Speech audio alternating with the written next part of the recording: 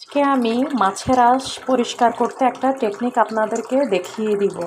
Please আপনারা কিন্তু আমাকে বকা দিবেন না যে মহিলা কি পাগল হয়ে গিয়েছে, এভাবে মাছের আঁশ পরিষ্কার করছে। না, আমি মোটেও পাগল হইনি। ছোট মাছটাকে যখন আমরা একটু নরম, বাইলা মাছ বা বেলে মাছ যেটাই বলি না কেন, এই মাছগুলোকে যখন আমরা বটি দিয়ে এটা আঁশ ফেলতে যাই, মাছটা তখন অনেক নরম হয়ে যায়। আমরা এই মাছটার আঁশটাকে এমনভাবে ফেলবো যাতে মাছটা নরম না হয়ে যায়। আপনাদেরকে আমি দেখিয়ে দিচ্ছি কিভাবে ছোট মাছের আঁশটা ফেলবেন। এই যে এটা হচ্ছে সবজি কাটার মেশিন, এটা দিয়ে এখন আমি এই মাছটার আঁশটা এভাবে ফেলে নিব। দেখেন কত সুন্দরে উঠে আসছে। যেহেতু এই মাছের মাথাটা অনেক শক্ত, সে কারণে এইটাতেও আঁশটা এভাবে লেগে থাকে। এই যে দেখেন কত সুন্দরে উঠে যাচ্ছে। এটা আমরা বটি দিয়ে করতে গেলে মাছটা দেখা যায় আরও নরম হয়ে যায়, কিন্তু এই জিনিসটা যেহেতু একেবারেই মসৃণ, এটা দিয়ে করলে কিন্তু মাছটা নরমও হয় না।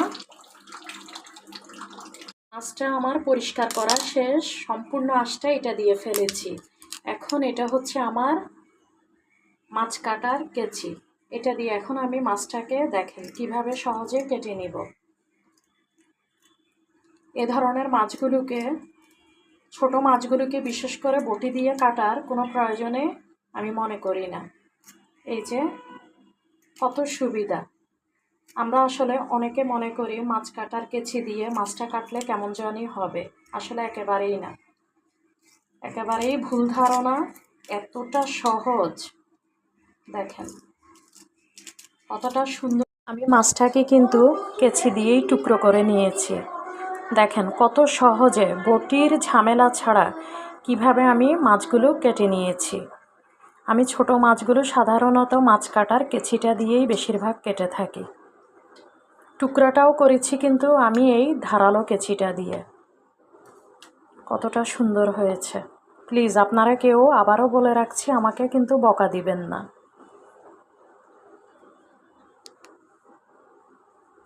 মাছটাকে আমি ভেজে কিভাবে আলু কুচি দিয়ে চচ্চড়ি করব সেটাও কিন্তু আমি ভিডিওতে শেয়ার করে দিব।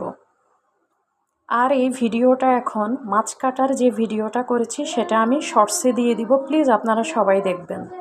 এরপর মাছটাকে আমি কিভাবে আলু দিয়ে, প্রথমে মাছটাকে ভাজবো, তারপর আলু দিয়ে কিভাবে এটাকে আমি চচ্চড়ি করব সেটাও প্লিজ দেখে নেবেন।